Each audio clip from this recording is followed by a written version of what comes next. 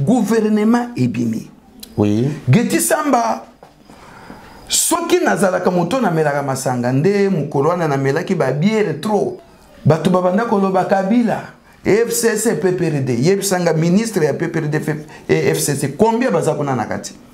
Tozui kaka batu ya sika o bazali na image. Oui. Mususu pe bakopesa image mususu nakati ya mboka oyo. Lokola mokonzi ya mboka ndimio il faut Mama bazayeba osenga pardon hein oyebi ba problème nini oyo olobaka bokonzi ya moyibi tokotika la ko travailler te atali kolo ekiti il faut zongisa mama vous avez parlé n'importe quoi yamona yebisaka bino botika bilobela okoloba biloko mosusu komi balier ekanga pona yo moko siko okoyebisa peuple nini mais bato yo uti kotanga basali d'abord ya satana.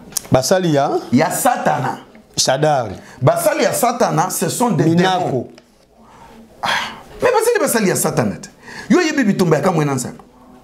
Banane bakiri yake yango kuna.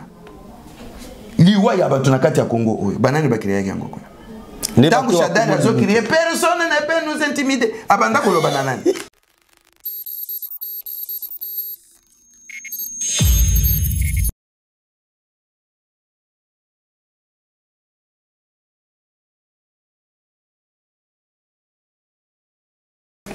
Bonjour PSB, bonsoir. Ça dépend au Bozuli Bakou Yamalamu ya Rolanda.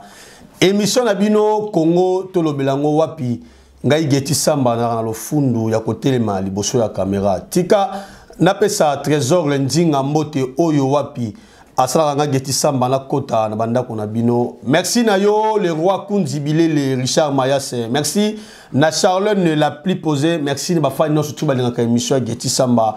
Lelo toza moko Toza bongo na papa Théo Titala wapi azablement mon payate na émission Geti Samba oyo alobela bongo na émission na ye évangile présidentiel le to romeka koso na ye makambo etali bongo ya gouvernement oyo tiko bima to lobela vie sociale to lobela santa ya Simo Kimbangu to lobela affaire ya ministre na biso Dide Mudimbu to lobela mo actualité politico vraiment moi mingi bobi question qui na mbié plateau ezaka bongo na moto ya makasi mwana mboka Théo Titala oyo azako bunda pona ba congolais toujours baza informer baza toujours na information oyo vraiment eza malamu leke bayoka barado totoir hier azo sala quand même fort ba déplacement pona koluka ba actualité eza vraiment concrète mwana mboka Théo Titala bonjour bonjour Geti Samba kala troa ba voyage koluka pe ba information faut peto bunda pour libota oui moto epelate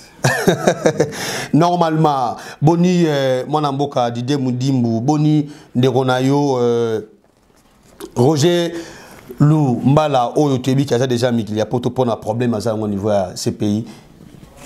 Oui, d'abord, d'abord merci pour notre émission. Évangile présidentiel, nous sommes toujours là pour nous informer bino makambo ya kitoko o ezali ko salema pe o ezali ko ya et puis ko yebisa bino baini ya Congo na bao bazolo ka Congo baza banani. Donc pour na Roger Lumbala mutu na ngai azana no ya ko kangama webi bien. Oui, très bien. Tozozela abanda ko samba mais jusque là eloko moko te to ebite kuna bazo luka bazo nano ba information sur Roger Lumbala basangisa ba dossier nde abanda ko samba mais sinon awa tozo sambela kaka pona Roger Lumbala wa chitenga nzamba ko sala ka grâce eza makambo mboka moye to bunde ezate mais na losambo tokolonga. Très bien Théo Titala tika toke na lombango na santa ya Simo Kimbangu tozo lecture nini oyuti na parna yo. Bon, Simo Kimbangu Tondi Makaye, c'est un grand prophète Nakati Mboka. Oui. Pourquoi pas te reconnaître ye, Ndenge Akufa, Litina ya Sala Pona Mboka Nabiso. C'est un grand prophète. Omoni Ngai Nakendaka souvent Nankamba. Non, Pona Kosambe Nakendaka Pona Bafere Nangai, mais sinon, Simo Kimbangu Azali un grand prophète. Omoni Tour ya Liboso, Mokonzi Mboka, le fils de l'homme Félix Chilombo, Akendaka Konana Kamere.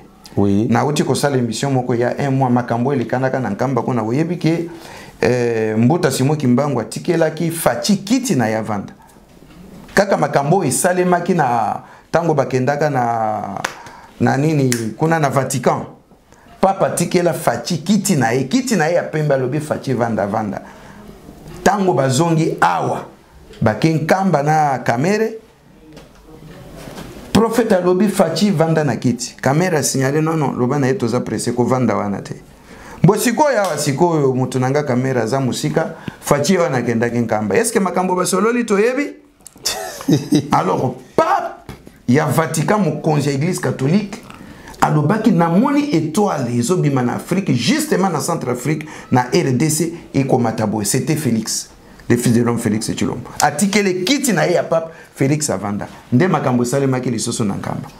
Donc tondi mabango Mbuta Kimbangu c'est un prophète pour nous sala pe ya minene aloba pe a prophétiser makambo ya aloba et salema. Ok, merci. Ok, Nabiso, na actualité du jour, na gouvernement Nabiso ya Samambi. Déjà annonce ya gouvernement na habité au monde on est au yambia on est le gouvernement maintenant surtout bazela qui na eu de paix bazela qui va vite au lembi le gouvernement déjà ils allaient en place mon amboka. Geti Samba naba e balanda ka mingi évangile présidentiel nazo e sabino que nazo ki makele le belé Geti Samba. Gouvernement kangami wapi? Et premier ministre a démissionné kasi non oyebi bato basi banyoko ama mingi tango bakomi komona lobiko yeko ya bakomi presse tobika kaka tobika non lobiko pe ezalaka na procédure bokitisa mitema bobondela ka nzambe apesa biso bambula ebele tomona ndenge le fils de l'homme Félix Tshilombo azo bongo la Congo ona malembe na minduki te na likunya te. Yo moko ko sentir ka place ozalaki muyibi esili. Yo moko ko sentir ka place ozalaki okimi na yo Congo ke. Ba bengani na mutute. Donc Congo ezobonga na gouvernement ebimi. Oui. Geti Samba soki nazalaka moto na melaka masanga nde mukolwana na melaki ba biere trop. Mais le gros melaka masanga to melaki nini kasi. Na melaki kaka ji pona kokumisa mukonzi. Très bien, oui. Au moni na gouvernement bato babanda koloba Kabila FCC PPRD yebisanga ministre ya PPRD et FCC combien bazakona nakati tozi kaka bato ya sika o bazali na image oui mususu pe bakopesa image mususu nakati ya mboka oyo bato ya sika on lokale tibana ba EV bazaiba bato ya sika bango wana we ba Geti Samba obi bato ya sika ozotombola ngari susu obi bato ya sika oui mama loseko lokola mokonzi ya mboka ndimio il faut Mama bazayeba osenga pardon oyebi ba problème nini oyo olobaka bokonzi ya moyibi tokotika la ko travailler te atali kolo ekiti il faut zongisa mama vous avez parlé n'importe quoi et maintenant là osali ministre na bokonzi ya le fils de l'homme Félix Tshilombo okoyebisa peuple nini yango na yebisa kabino botika bilobela okolobe biloko mosusu komi balier ekanga pona yo moko siko okoyebisa peuple nini oko travailler le fils de l'homme Félix Kavandi azo pesa réunion ya ba ministre yo vandi wa ngumbi mutu batunyo mutu na pe répondre sur le batunyo soki mokonzi mboka na yo azali nani okoloba zanani azali nani kila nani mutu ya la mokaki Fayulu c'est président Faci. Voilà pourquoi na yebisa kabino ke motema pembe ya Félix Tshilombo le fils de l'homme ayambi bato malamu na bato ya mauvaise vie comme vous lelo bozo travailler na beaucoup misa mais bosenga quand même bolimbisi bozala consciente bosenga bolimbisi donc basenga bolimbisi par rapport à quoi est-ce que kozwa na ba propos ya mabe Geti Samba ngana kokoloba na yo zali diable na kotika la kovanda na yo te na kotika la kotambola na yo te lelo ba moni ngana yo na mesa na bengo mokonzi na ngai sanko tubela ta usuba se repentir bo soki mtu wana se repentir ba ko bon na yebi ki asi a se repentir yaki pa le fils de l'homme lokole ya zaka motema munene imotema Félix elekana ya ba pasteur elekana ba pasteur fingi yo lobi lelo ozuye boliana na mesa beaucoup misanzambe pona kozala na mokonzi lokola Félix mokonzi lokola Fati o déjà vie sociale congolais no surtout azolela ebi ke maki zaka 200 francs tango époque ya monsieur Kabila lelo maki omelette biso konekisa ça to soma maki moko na kwa okalingi zaki na 200 francs lelo komi na 600 francs 500 francs na ebité toza mokonzi mona mboka Fati beton mais vie sociale surtout côté étali libumu tozo vanda na kimiate Geti Samba na yebi ke eloko ba peuple nyonso babanda kozela ezali vie sociale yango wana pena nazo pesa bango message na verset biblique bozala kimia message na memili tokolia tokoseba bozala kimia déjà 3 ans non bino moko boyebi makambo uti ko salema ya 2 ans ya FCC na cash eza problème c'est déjà 3 ans tozwi ba ministre oyo ba ko respecter mot d'ordre na vision ya mokonzi mboka pona ko bongisa mboka oyo. Nazo pesa message. OK. Bayebalanda évangile présidentiel bozwa nombre chapitre 11 19 chapitre 11 verset 18 à 19. Nombre 11 18 à 19. Nazo tanga bolanda.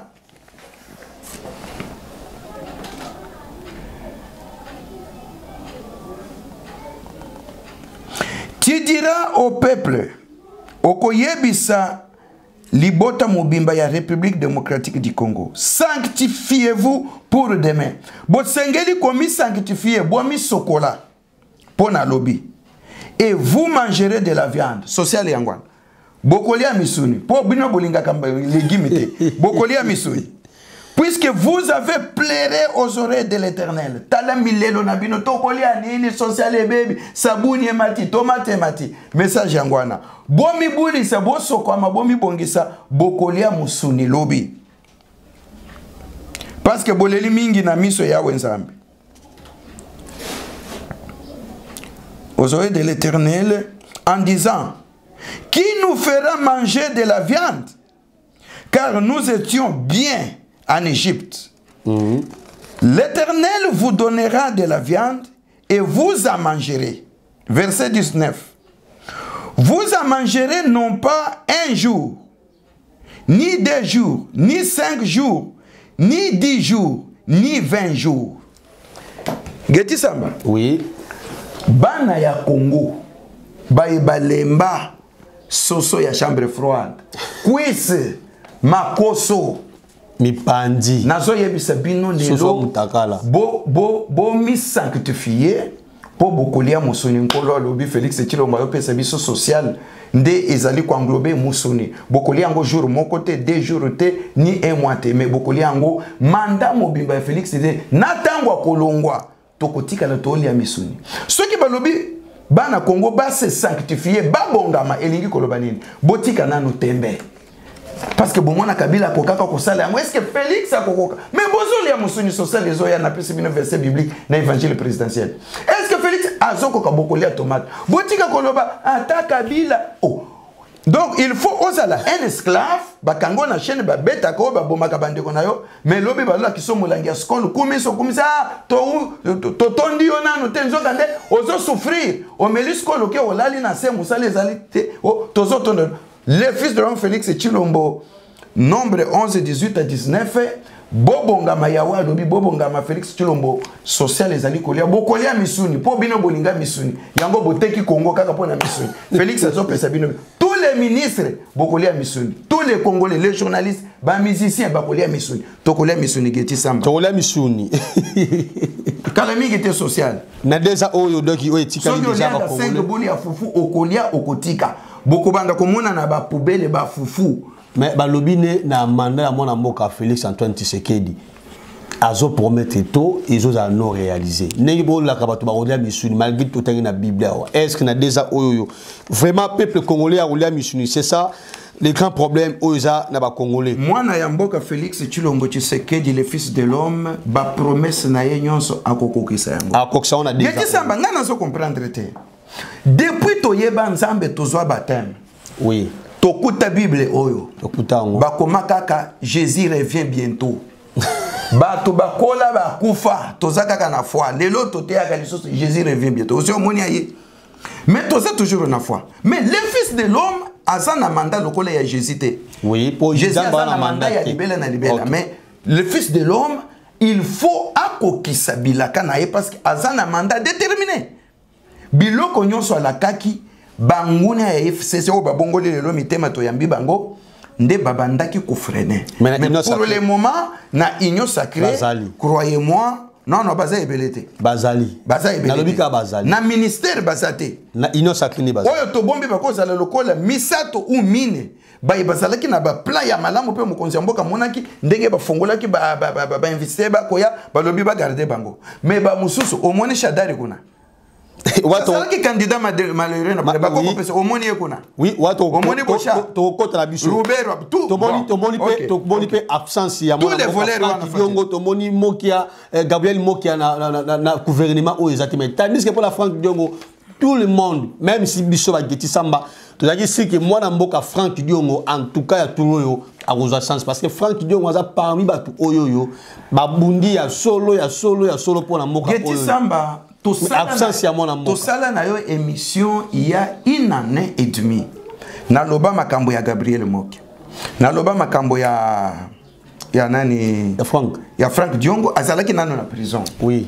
Ba vienanga Franck Diongo oza mutu tolinga. Gabriel Moka toyebi ke ozalaka fort na koloba pe na mwa makambo ebele. Bozala na kimia. Batu nyonso babimi koma ba ministre te. Geti Samba kosala na bokonzi ya Félix Tshilombo le fils de l'homme ezaka ka kozala ministre te. Soki batie yo lokola DG ya Degerad. Bongo nani ba ambassadeur. Ba konome ba ambassadeur. Ba DG ya ba compagnie. Na mine na Katanga na Mbujimayi. Bisika kutu ya mbongo koleka ba ministre eza ebele. Eza ebele koleka me ba ministre ba zosa. Muto vande na ye na kiti mbongo azo diriger ba mbongo ezo bebeza ebele. Bozala na kimia bino boza batu ya fachi beto. Bolobeli e biso nyonso tolobeli fachi. Ba poste ezana no ebele. Awa to bimisi kaka ba ministre. Oui. Mena sima ba compagnie zali ba transport ba nini ba cabinet ba nini. Biloko ezana wani ba kutaba oba ambassadeur ba nini na ba frontière na biloko eza ebele. Gabriel Moka ngana kosenga na bino bocha na se. Le fils de l'homme ayamba ki bino na consultation nationale. Oui. Bokanga maman liboke bokende lesoso komona e. Mwana mère bon na yebi ke possible sololi déjà. Bato baza ko yima pour rien. Ba yebi makambo ezo beta manakati te. Bato bazo yima pour rien. Geti Samba ko sala na yo ovandi. Oui. Mais ozwaka salaire comme ministre. Wana mboko me wana komi mabe. Nalobi boye. Ovandi na yo bato bakanisi osala kate. Osala ka makambo minene na kunzu mboka pe ezo kendele bozo. Eza te qu'il faut kaka obima na écran ministre ba. Mais il faut to yeba nana nazo bundela mboka nana nazo bebisa nana nazo bundisa mboka. Boko yeba bango. Boko yeba ka ete butabata na kuzu azwa mbongo non là to linga. Geti Samba pour le moment lokola moi biloko mosusu etikali na nzungu bako baluse pas Félix Tshilombo moyen na bimisango awezate. OK, merci. Awutika ko kalinga ko cha tomate ba ministre ba bimi. Ça déjà 3 ans déjà consommé. 3 ans déjà consommé. OK, merci. Mais on expliquer biso absence ya batu o lokola mwana mboka tambo bon na longolier mwana mboka Shadari Minaku tomoni bongo Tibala Koko Nyangi tomoni Mova Saka Jazate Tamwe Mwamba tomoni Matata Ponyo Cheo Kitundu tomoni Bitakwiri absence na bango wana ebele bongo na ngambo ya FCC zali kanai bien ekomini nango. Te Bitakwira lokola bongola motema Bitakwira zana bulo na mboko oyo po tozo boya koloba ngo bapesi biso nzela toloba te. Oui. Banda Bitakwira longwa epa Kabila ake pa Fachi sans tous les secrets. Bitakwira vanda na ndako ya Fachi 3 jours alianda kala na makayab na bitoyo tuna Bitakwira ya moko tango bimaguna alianda kala na bitoyo na ndako ya Fachi 3 jours tango bimiko na mbala moko ake est yo kanisi Bitakwira ake okota ndako avandi Bitakwira zo sala pona mboko metozo boya ndeko loba. Mais bato yo uti kotanga basali d'abord ya Satana. Basali ya Satana. Shadari. Basali ya Satana ce sont des démons. Mais basali ya Satana. Yo yebi bitumba ka mwena nsa. Banane bakire yake yango kuna. Liwa ya batu na kati ya Kongo oyo. Banane bakire yake yango kuna. Tangu Shadari azo kriye personne ne peut nous intimider. Abanda ko loba nani. Siko bobanda ko zela ke Félix akozwa bato. Tangu le fils de l'homme azoloba ke nako déboulonner. Bato bakanisi akoya ndenge Kabila yaki na kisoda kango oyo chabo. Non. Ayena bonzambe. Nzela oyo bino bobanda ko zelela ye. Boko mwana Félix te. Ako déboulonner bino na Saint-Esprit. Bazo fongola yo ozo yebate. Osutuki kaka osi olongwe na boulon oke ko vanda kuna. Lelo baza wapi bakozala wapi bango bakoki kozwa bango te pona nini zela natangelo verset moko. Oui, évangile présenté tozo kende na Bible. OK, donc il a les tala eloko le fils de l'homme Félix ayebisaka bango nazo répéter bango tisi. Oui, bokoki koyoka yete bokoki pe kolanda yete bokondimaka yete na fayulu na muzito na che bango nyonso na nzongo moko tokoya kola bakondimaka te pona nini. Jean chapitre 8, oui. Verset 43 à 47. Jean 8, 43 à 47. Yokandenge le fils de l'homme Félix Tshilombo azo yebisa bango. Pourquoi ne comprenez-vous pas mon langage? Parce que vous ne pouvez écouter ma parole. Baini. Vous avez pour père le diable, Tata Nabango. Et vous voulez accomplir les désirs de votre père le diable. Yemei. Il a été mérétrier, Mubomiakala, Kabila. Il a été mérétrier dès le commencement. Et il ne se tient pas dans la vérité. Parce qu'il n'y a pas de vérité en lui. Lorsqu'il profère les mensonges, il parle de son propre fond. Car il est menteur et le père du mensonge. Et moi, Félix, parce que je dis la vérité, vous ne me croyez pas. Qui de vous me convaincra de péché? Nani akoki kotangela nani Félix Chilombo Masumu asala wapi ayiba wapi me bayeba yiba kala baloba non non azo promettre azo réaliser te total. Et moi parce que je dis la vérité vous ne me croyez pas. Qui de vous me convaincra de péché? Si je dis la vérité, pourquoi ne me croyez pas?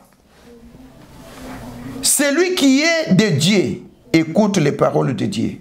Vous n'écoutez pas parce que vous n'êtes pas de Dieu. Bazali, bana ya satana pe basali ya satana. Tous ces gens-là, bazaba moi c'est comment on a bangona kati ya ba veste. So na betelio masolo, geti samba okokama. Nakamo ne. Eza na bato badia misunya bato bamela makila bato. Mais na politique ya mboko okaka. Ba politicien na ba politicien ya mboka oyo. Le président de l'Assemblée nationale a été la semaine passée. Que Guéro, ils ont salé mana est kuna. Ba papi ba tomachette tout ce qui n'a l'accès au camp. Alors ba député bazakuna na assemblée. Ba longwa na biloko wana bazakuna bazokanga. Na nazo senga na papa mokambi assemblée nationale. Dénoncer batuana. Ba komona ndenge to kosala bango. Ba tebele ba kufi bango ba vandi bazoko sabana mboka biso to salé na mboka nzokande kuna bazana ba groupe armé. Bazo papa bato machette mais bavandia biso tokondima bango te donc gouvernement oyebimi oui ndef gouvernement peuple congolais to banda kozela baye babimi na kati te bozala motema moto te likunya te lokola nani ba mfutuma ya muzito na fayulu oh muzito na fayulu ba kombe bimite est-ce que fayulu ba pesi est-ce que ba kosala bayini na uti kotanga ozocha kombo na baona kati bayini na uti kotanga bango wana bakotika laka kondima Félix te pona nini mwana ya Satan na mwana ya Nzambe est-ce que bako otambola sika moko vous croyez que nani mwana Satan malembe Fayulu Muzito na groupe na bango mobi bango na bakomi na confusion to Moïse alobi ngai na zui il faut na kambala muka ya lobi kotono bino busibo kendaki na bango bapota na bango ya biso ezanini eloko nga nazo senga kaka na Fayulu ke okotikalaka kondima te toyebi na Muzito okotikalaka kondima te mais aucun ko négocier na cesse pour ba nommer Patrick Muyaya aza voisin na ngawa na bandala avant de pas na fête na fête nana négocier à cesse Muzito est-ce que oyebi kokota ya Patrick Muyaya na politique et toyoka masolo kilo abala mwana ya Muzito Muzito tango azalaki premier ministre ayiba mbongo ayibi mbongo nde ayi atindiki petit na biso wana abimisi mbala moko député akomi na assemblée kuna tango baluki les plus âgés na les plus petits bakamba nano avant vote petit wana abima ozolanda lokola les plus petits na kati assemblée ne Muzito biso solo li po abima sous ministre Muzito moto atindika sala to acha mbongo ajeba sala ba campagne na ne petit na ne sekila Patrick Muyaya abima parce qu'azali bokilo propre ya Muzito yenda côté na politique si comme Muzito yo lobi président ça yete bino na fait mais on négocier petit wana ya muke les lois bimi ministre koleka ba vieille akala yebisa ya alongwa atika pour ozo reconnaître Félix comme le président de la République asala nini vient aussi to yebi bino bozami yibi ba démon. Et si quand il y a des bolanda, mais aux hommes na micro, ça ne tiendra pas l'économie. Aux ala qui premier ministre au salagani. Au yibi minéré na kabila kuna nese oké ko découvrir bilo au dénoncer ki yango. Lelo aux appels millionnaires. Yo on otindi ki Patrick Muyaya. Yo on azali ministre kasi. Longola po gouvernement au besoin yeba yangote. Muzito nani Fayulu yebisa Muzito. Longola bokilo na yo na gouvernement biso tozo reconnaître te. Bomoni tango akozwa mwa salaire azo kotiki elo ba pourcentage na kazi yo telemi na micro santé to yebi ba jeune na bino to ko dénoncer bino peuple akopesa bino mukongo botika le fils de l'homme mwana Etienne Tshisekedi wa Mulumba oui bino ba musoto yeba ba boti na bino te boko sakana na mwana oyo mboka na bango ezali na centre ya République démocratique du Congo te babun 37 ans ya lit 37 ans yo bandi le loyo SID e bandi mbula nini 37 ans lit mais bato bazole la IDP chango 37 ans mais bazole la bango 37 ans bazole la bango to kimango 37 ans mais bazole la kaka tozole la parce que mboka ezalaki détruire makasi donc voilà no tuka Félix Tshilombo nde azobongisa mboka siko voilà réseau bozala na on est makasi mboka ezobonga réseau makasi Kabila fait 18 ans mais Kabila mwana mboka Félix ayebaka que Kabila travaille dans beaucoup de nos soutiens lobaka nenge lobaka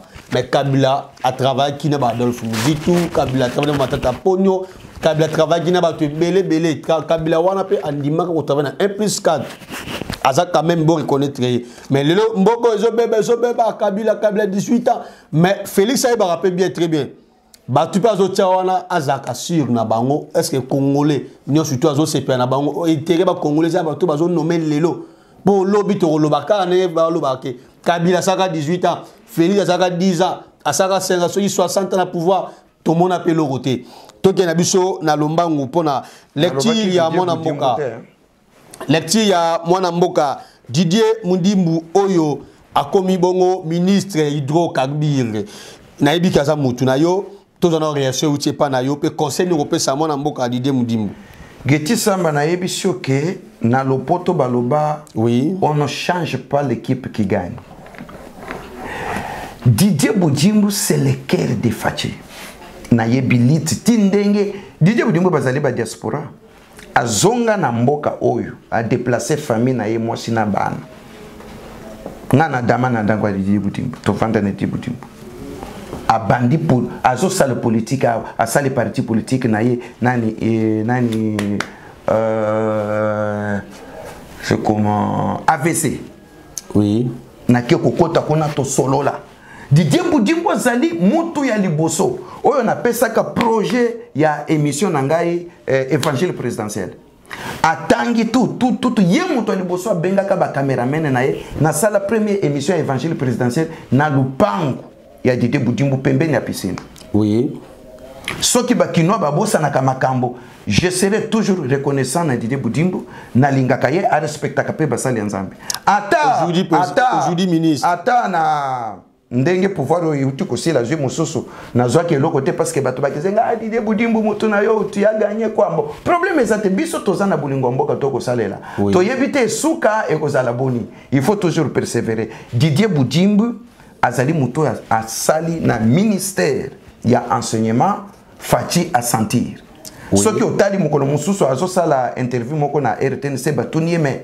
sikoyo Willy Bakonga oyo azali chef na yo a voyage akate comment ezali kaka yo chaque jour ba voyage donc même Willy Bakonga qui est le ministre de l'enseignement à comprendre que Didier Mundimbu azali kaka lokola muto yo Kofi Ayemba mutu moke bongo ebele donc à comprendre que il faut voyager a voyager partout à beti biloko a tie makambo na mulongo a bongisi président pe pour ceux qui a travaillé bien te oui excusez alingaki abima lelo ministre ya hydrocarbures te lelo déjà ministre mbongo evandi wana Fachi atiana po ayebi motema ya Didier Mundimbu agere mbongo be ya kosangana na makambo ya gratuité bato bafuta bato balia malamu makambo evanda tolingi suko tia bamiyibi te donc côté Didier Mundimbu na kufi pe na bato kamata mikanda pese Didier Mundimbu to kota to sala musala na kuto nana na zwi musala pembeni ya Didier Mundimbu te na kufi na ba problème awa soki otali na compte na ngai ba zo koma Didier Mundimbu ye wana yo zolia Son Excellence Didier Mundimbu oui mwana ya mboka yo moko moni ndenge évangile azokufa pamba nakoya komono toyaki avant-hier tango makambo yango ebimi ozalaki na Béatrice Butu nakwa na moyen na kote ezalaki te ndenge nazalaki fatigué mais nakoluko na ndako ponga na yaka na ndako ya bana ba biloko akosala eza ebele avec Didier Mundimbu beaucoup na ba démonstration na ministère azui je le promets toke ne pe na lombangu na pona Willy Bakonga déjà waza évacué na ministère wana parce que Willy Bakonga a déjà évacué donc azali sous ministre ya enseignement te to ebite mwana mboka te otita la lecture na yo zanini Oui, Geti Samba na ba bazolanda évangile présidentiel na yebi ke Willy Bakonga azali accusé na makambo ebele. Azali ni accusé na makambo ebele na ministère na ye ya d'enseignement, disparition ya bambongo tout ça. Je ne juge pas mais ça rappelle histoire vraie hein. Oui, oui, toujours kaka bongo, mais il faut tous la banjou si ba invité. Mais puis le roi qui na union sacrée à Samba, non, union sacrée ça poubelle te. Geti Samba ba comme c'est la réflexion à yo qui ka makambo zali. Banane ba non. Papa soki oyiba oboma tango ba ko benga yo okokende. Rapport de mapping pe isala musala te na moko rapport de mapping. Okokende okosamba soki kokangama okokangama. Rapport de mapping isala rapport musala. Kamere mutu na ngai. Chef ya cabinet. Oui. En pleine fonction. Oui. Babenga ye. Babomba ye. Asamba ba condamna ye. Donc ils sont y battu. Ba nyonso ba ye na union sacrée croyant que eza pona ko travailler te ko ya ko batama. Oui. Ni union sacrée eza poubelle te. Très bien. Geti Samba peuple congolais bosala na kimia boko mona miracle na kati ya mboko. Toko banda ko pikola mususu na cortège na basoda gi. Basoda na mituka ya noir zonga nano boy. Yaka nano osamba. Okomona. Soki botubeli ya solo pepe bobongoli mitema ya solo te. Oh bokomona union sacrée ezali poubelle te. Félix Tshilombo le cœur de Jésus. Talaka maloba ngolo venez à moi boya bino nyonso na mikumba na donc merci boya kaka to travailler. Merci mon mboka pour citer.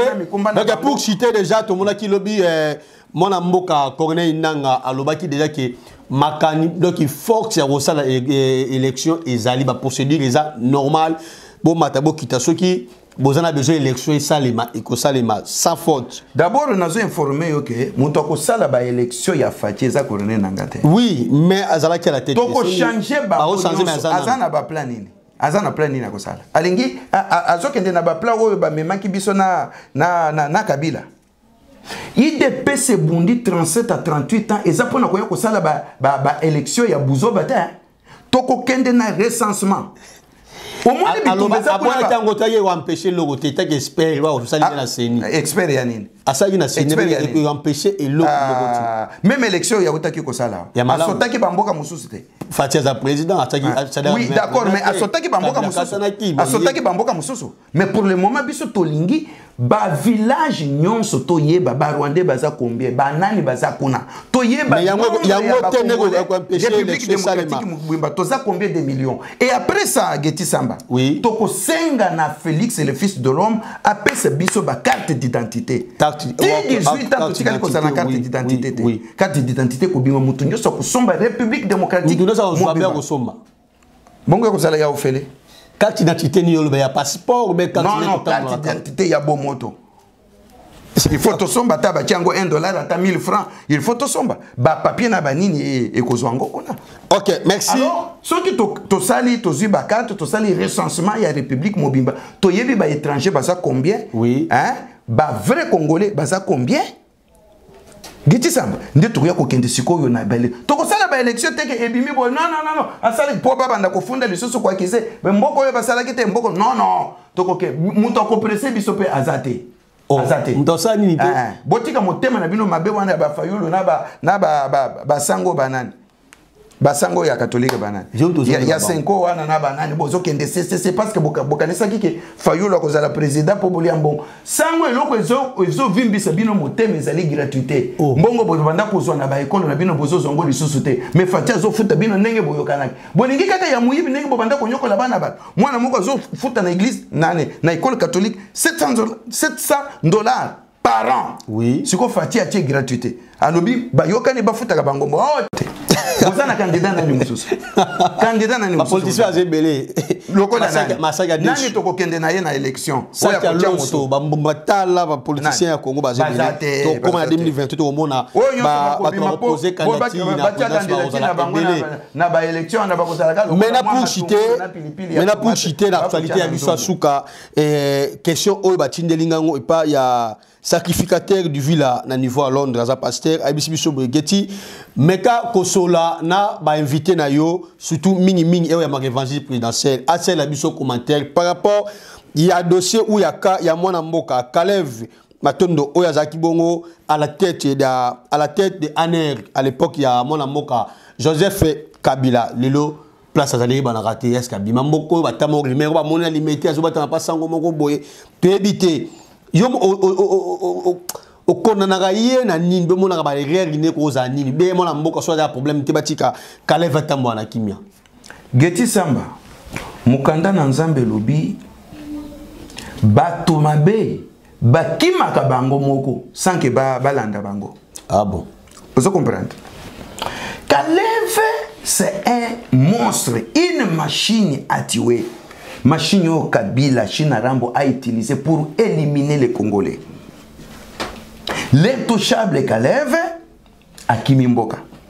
Au yebi de côté er moko nazolo ba mokonzi mboka pona nini azolandisa. Omoni Fati azolanda ba démocratie na ndenge avandaka na poto ndenge pere Tshisekedi abanda ko landa ndebi loko azolanda ngana nzolo bana mukonzi mboka nanga Félix Boye côté moko betaka marto côté moko landa buse côté moko betaka marto lokola Kaleve azaki mutu batinde l'invitation te oui chef mobimba ya ANR ayebi na banzela ya se ya mabele akoko kota abimi na fleuve akati so Brazzaville akoko kota abimi lufu akimia ke ayebi banzela banda kokunda bato ayebi banzela bato banda kokimela ayebi mboko yo très bien tango batindeli invitation batikali bazozela est-ce kayaki batidi deuxième convocation Kaleva zolo bakenga soki na kosolo la bien na kutana na mokonzi mboka po asanzele ba secret po ayebi seke oui ordre banda ko uta likolo yango ngai na banda kikaka ko ekise pona ko boma bato Fati pe alobi non lokolo si ozu invitation kende kaka na justice biloko linga ko yebisa ngai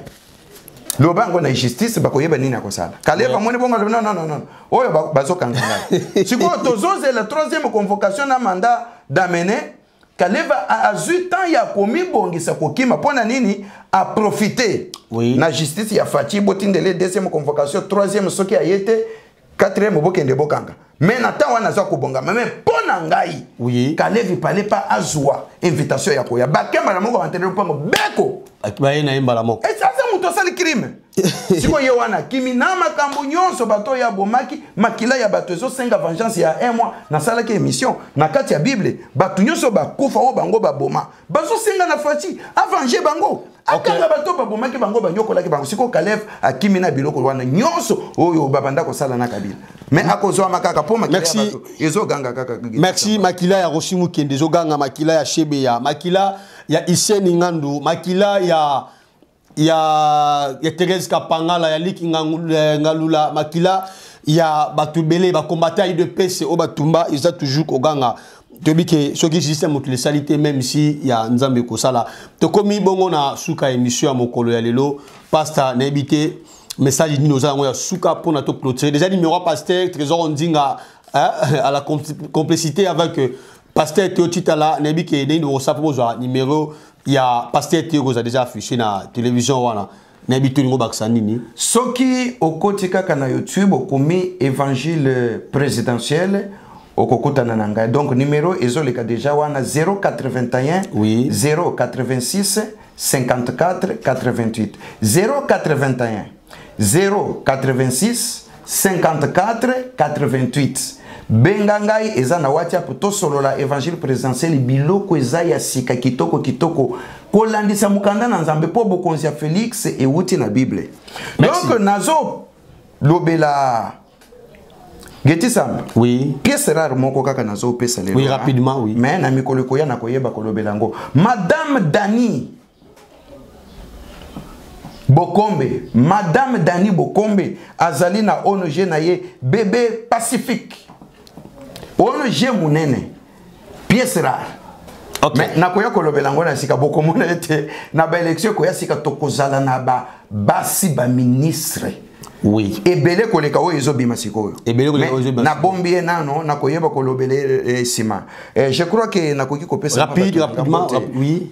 Nathalie kaka na moto na ngai ya maison civile pasteur Etienne Mulumba na papa Aimé Mulumba mbotebele papa Alexandre na pesibino mbotebele kuna na ke kotala ribe mvwa mandeko na ngaka kaka moko monenga ya motema oya lekinde kuna botama na yena famille mokonzi ya Dubai na Chine na pesio mbote na mama Kapi kuna mboya wakazaji na papa Alexis mbote na bino yango wana bo soutenir évangile présidentiel na zana biloko il faut na sakola Félix Tshilombo balobeli bazana note na biloko isifuna loba boyeba ke mwana mboka azana kati ya kosala bolanda ba unité. OK, merci Trésor Ndinga na sima caméra tika la pesa. Merci Lissousou na une fois de plus na sacrificateur du villa l'homme de Dieu. Merci na ONG matrice réelle Marie-Josée Mafuta la pessimino bambo théâtre. Merci na Jonathan Nonga la El Jogo. Jonathan Nonga la El Jogo lo kolwane za nzambe kwa donc bambo te na yo to komi bongo na suka ezaki bongo te yo titala oyo wapi alo blaga bongo émission na yena kombo ya évangile présidentiel eza parmi ba lit o yandimi ko sala parmi ba risque yandimi ko zwa alors ezo senga soutien ya yo o ville bakuya ko la émission on a osenga bongo pardon na batulo stu bazuli bakuya ko ta l'émission o amuni Geti Samba commence l'émission zo beda sur scène politique mais azabo na le net ya mwindo Geti Samba ana naza malade o za veillite na cataracte donc kotika ko poele na télévision ezana nous penza malamu tezo gêné moi muke mais avec l'état bino bolanda biso ce qui bozu pe liskalisia osunga Geti be ko ma Geti quelque part pour na opérer veillite oyoyo na cataracte ko sala bongo plaisir pe mouné na nzambe comme sama. Merci na Trésor Ndinga, merci na Charlène la plus posée, pourquoi pas na Richard Mayas les rois compte les patrons. Il y a chaîne Oyo PSB Planète sur la bien cycle donc bon continuer toujours qu'on s'abonner, bon s'abonner massivement. Il aura les bosso tali au s'abonner. Au tali au s'abonner au sabongo plaisir. To kutani bongo balasima. Merci.